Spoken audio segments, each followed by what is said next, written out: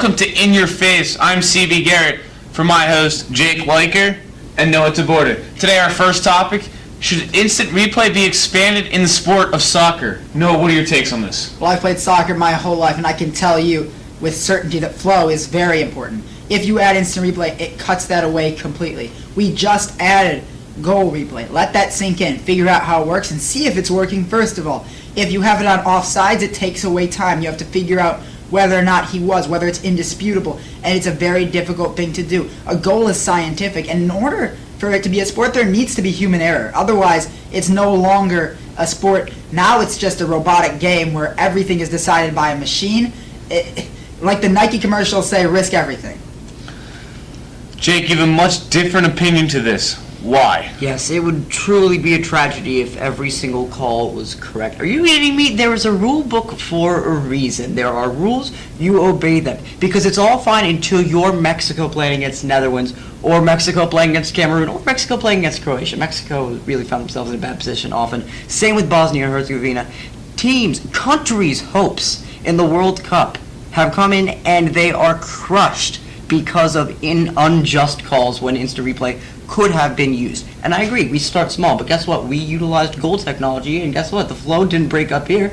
People are calling the 2014 World Cup the best ever, as a matter of fact. So you know what? We can start with penalty kicks. If red cards are real, just start slow. If we have all this technology available to use, why not utilize it? Well, I have two quick counter-arguments. First of all, goal replay is scientific and quick.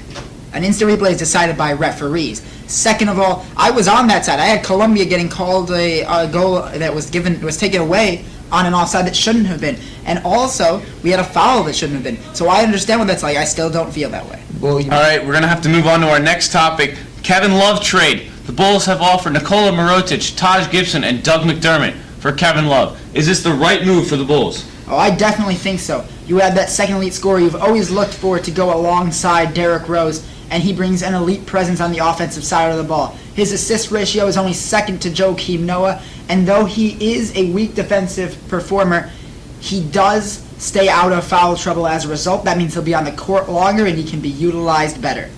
I would tend to agree. I also think that this is a good offer because it gives the Bulls a chance to, if they do not give Love, it ups Cleveland's offer because they are very hard set on getting Kevin Love, and it makes them have to give up more to get the player they want.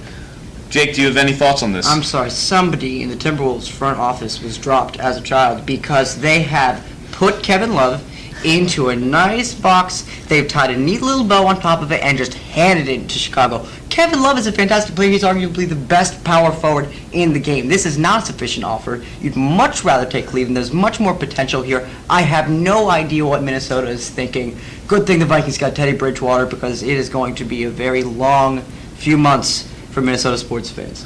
And on that, that's all the time we have for today on In Your Face. For Noah Taborda and Jake Liker, I'm CB Garrett, signing off.